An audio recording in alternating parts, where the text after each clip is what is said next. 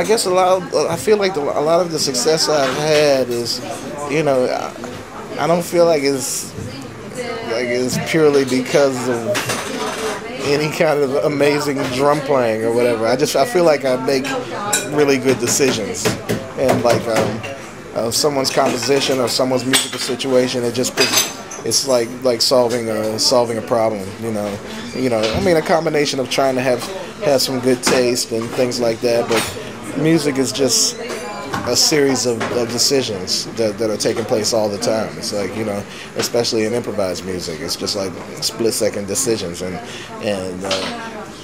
which is kind of a reflection of the social condition, like interacting with people and how one line of conversation influences the whole conversation and things like that. So I think I've been able to make like decent decisions, but now I actually want to like focus on just improving my functional ability as a drummer, and so I have more control over situations, so that I can also interact with a wider range of musicians, and just see where that takes me.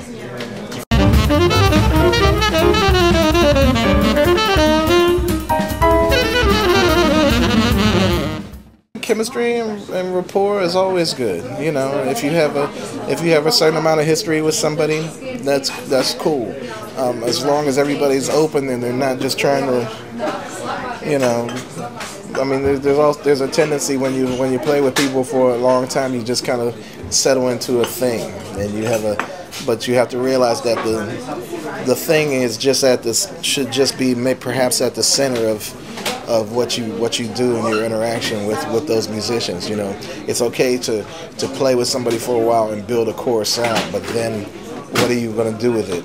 So much of what made great musicians great is, they came up with a voice and came up with a style, but then a lot of what I appreciate is application, like what they do with it in different settings. Like, someone like Coltrane, someone like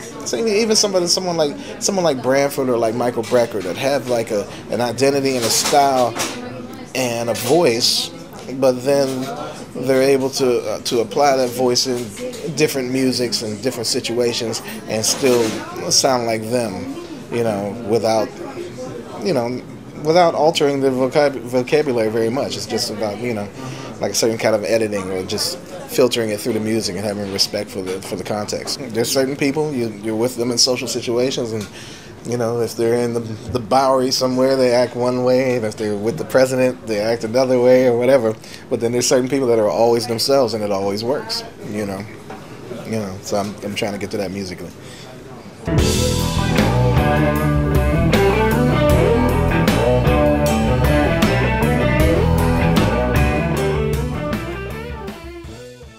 Certain writers, they write about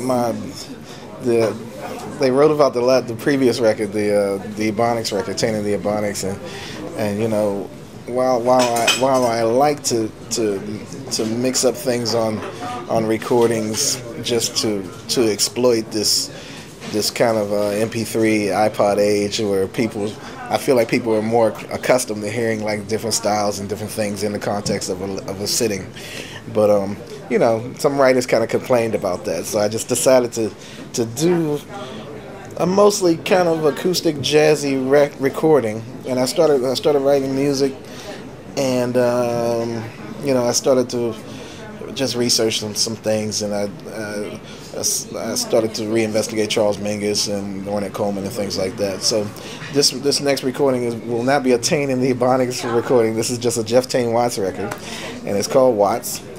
And it kind of has some political leanings, things like that.